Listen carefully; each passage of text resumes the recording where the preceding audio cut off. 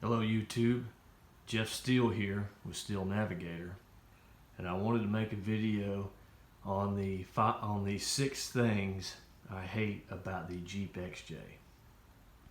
This is a 1998 Jeep Cherokee Limited. I will say, majority of things I absolutely love it. I don't plan on ever selling it unless somebody offered me an obscene amount of money.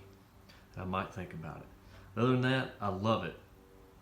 Most everything about it, but there are a very few things I do not like about it, and I wanted to share that with the world, and in the hope that maybe a manufacturer in the future, if they want to come out with a vehicle that is similar, that maybe they would make some small changes, some maybe that might be on my list, that would make it even better.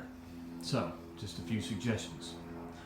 Number 1 is the oil filter placement. On this model, it goes through an adapter on the bottom right hand side of the block, and it is in such a place it is extremely difficult to get to. So it has to be gotten to from the top, and usually I have to get a step stool or really lean over to get to it, and I have upgraded to the K&N oil filter that has the nut on the back of the filter, so I can just use a wrench. However, oftentimes I wind up stripping that nut out that's on the filter, and then I have an even harder time getting the filter off. And I change it every 3,000 miles at a max, sometimes a little less than that. Always hand tighten it so that way it doesn't get too tight. And it is still a bear to take the oil filter off each and every time, simply because of where it is. Now, I think the newer models, I think it goes up to 2001, they're directly screwed right onto the block, not through an adapter, so they are a little bit better. But overall, it's in about the same place. So it would be great to see that right up on top of the block or on the very, very bottom. So, and also, where the oil filter is, it is right above the starter solenoid.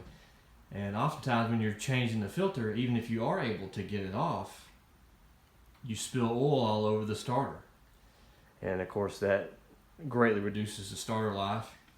So what I usually will do is I will take plastic grocery bags and we'll drape them over top of the starter, and then we'll place paper towels on top of that. So when I spill oil, and of course I spill it every time I change it, it will absorb into the paper towels and will protect the starter. So again, that's just a real pain.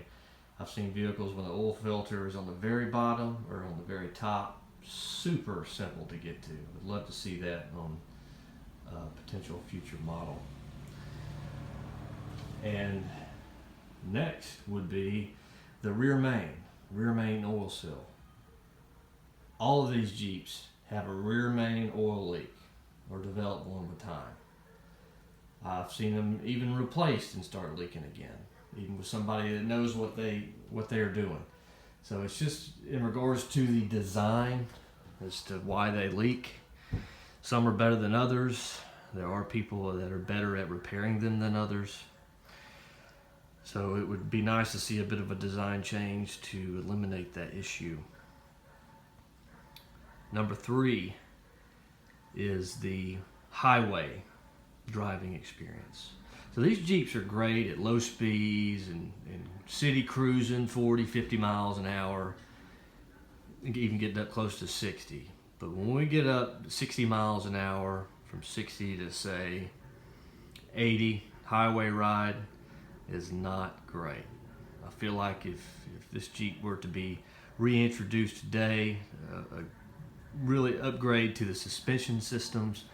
And I know the straight axles are better for off-road, but I mean, there's things that can be done to improve overall ride quality on the highway.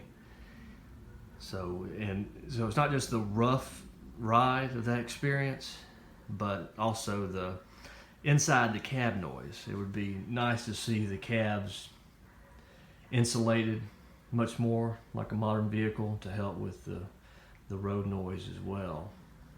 Again, these Jeeps are fantastic, but highway driving is not their forte.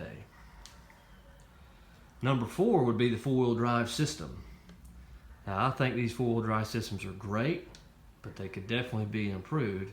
In regards to 4-wheel drive and shifting in and out of it, I think it's great that it's mechanical and not electronic. I think that's something that absolutely needs to stay mechanical.